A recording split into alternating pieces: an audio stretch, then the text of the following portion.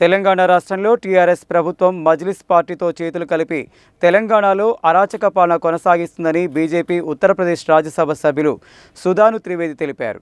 BJP పాలిత రాష్ట్రాల్లో petrol, Telangana రాష్ట్రంలో పెట్రోల్ ధరల్లో చాలా వ్యత్యాసం ఉందన్నారు.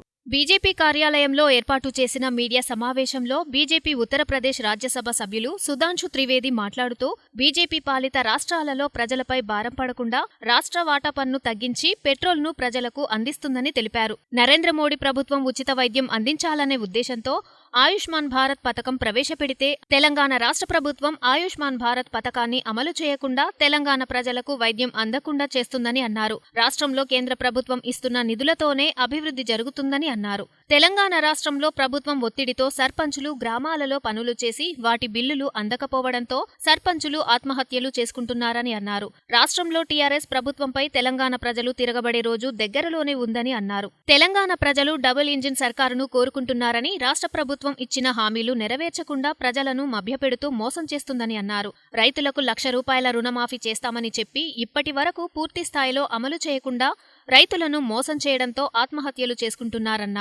ఈ కార్యక్రమంలో బీజేపీ జిల్లా ఇన్ఛార్జ్ ఆర్ ప్రదీప్ కుమార్, రాష్ట్ర కార్యదర్శి మాదగోని శ్రీనివాస్ గౌడ్, బీజేపీ కిసాన్ మోర్చా జాతీయ కార్యవర్గ సభ్యులు గోలి మధుసూదన్ రెడ్డి, బీజేపీ రాష్ట్ర కార్యవర్గ సభ్యులు Palleboina Shyamsundar, Nukala Narasimhareddy, BJP floor leader Bandaru Prasad, BJP జిల్లా ప్రధాన కార్యదర్శి నిమ్మల రాజశేఖర్ రెడ్డి, బీజేపీ జిల్లా ఉపాధ్యక్షులు దాసోజు యాదగిరాచారి, బీజేపీ జిల్లా మీడియా కన్వీనర్ పాలకూరి రవిగౌడ్, కంకనాల నాగిరెడ్డి, దాసరి సాయి, బొజ్జనాగరాజు, రావిరాల వెంకటేశ్వర్లు, గుర్రం వెంకటేశ్వర్లు, పోకల దశరథ తదితరులు పాల్గొన్నారు.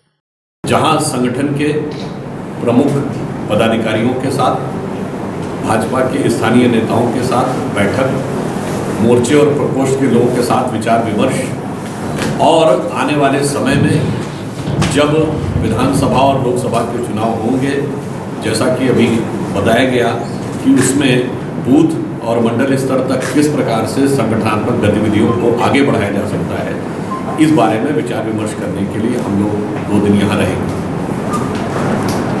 आप सभी जानते हैं कि यह स्वतंत्रता का अमृत महोत्सव है। अगले महीने हमारी स्वतंत्रता के 75 वर्ष पूरे होंगे।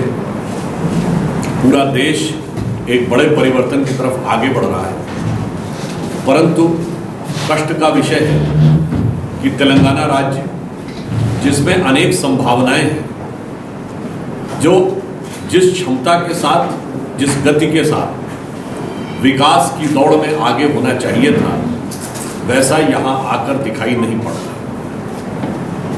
चाहे किसानों का विषय हो, उन्हें बीज खरीदने के लिए उपयुक्त धन न मिलता हो, प्रधानमंत्री फसल बीमा योजना यहाँ की सरकार ने लागू नहीं की। आप सभी जानते हैं कि धान में के उत्पादन में, in the production of paddy, Andhra Pradesh, Telangana का जो क्षेत्र है, ये भारत के सबसे अग्रणी क्षेत्रों में से एक है।